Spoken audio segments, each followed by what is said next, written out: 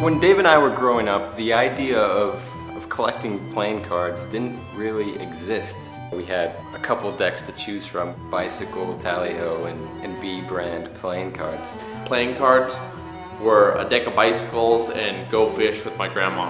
And we were also always collecting casino decks. I always saw Dan and Dave with Jerry's or a Dunes deck. And they looked cool. They were very retro, and they had a very distinct feel and finish. I don't think any other deck has matched since. But at the time, that was it. There weren't really any custom playing cards or unique back designs. And I think it was always in the back of our mind, hey, we should do our own deck of cards. And at that time, the first thought was, how the hell do you design a deck of playing cards? Once David Blaine released his deck of cards, that inspired us and definitely made us sit down and say, hey, we gotta do this. What are our cards gonna look like? Who's gonna design them? And what are we gonna call them? When Dan and Dave told me they're making their own deck, and I, as a joke, said, make one white, one black, call it Smoke and Mirrors. It's just an empty canvas. Anything can be on this card. And I think it took working with Cy Scott initially for us to grasp that. Then it just opened the floodgates. The exciting part about designing a deck of playing cards is seeing where you can take it. When we released the first edition, we had no idea there'd be a second, third. Initially, I don't even think the thought of selling it occurred to us. The first time I ever heard of a playing card deck being sold for over $100, I looked and saw what it was. It was a Smoke and Mirrors deck. I couldn't believe it. We used to use those as just like normal cards. We had no idea they would spawn this entire collectible market. It's something that, you know, went way bigger than we ever expected.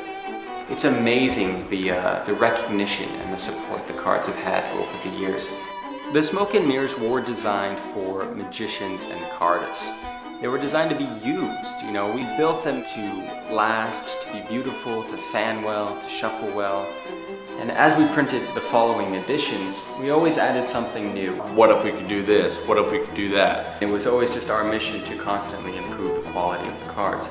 There was always a limitation in the past, whether it was budget, technological reasons. What's the next big thing? And now it was, you know, pull out all the stops. At first, version 7 was just going to be another color. We actually teased it in version 6 by including an ad card that was potentially the design for version 7. But after that was released and after really thinking about it, we decided that no, we had to do something really special. We wanted to really say farewell to the brand, to the franchise. We really wanted to satisfy our fans and the collectors of our cards. We had to update not just one deck, but all of the decks. And give fans what they wanted, the ultimate box. For the deluxe box set, we set it upon ourselves to do everything imaginable to make these the ultimate deck of cards. We redesigned everything from the ground up. We used effects like embossing and foil stamping. We went completely over the top. We actually foil stamped the inside of a box. That's not even something you see on the outside, but it's a detail that when you open, you can appreciate. Everything matches, everything is exactly the way we want it. We really worked with the US Playing Card Company to allow their press to get thin borders. I think this is going to be a big trend. One feature of the new Smoke and Mirrors that we're really excited about is the seal.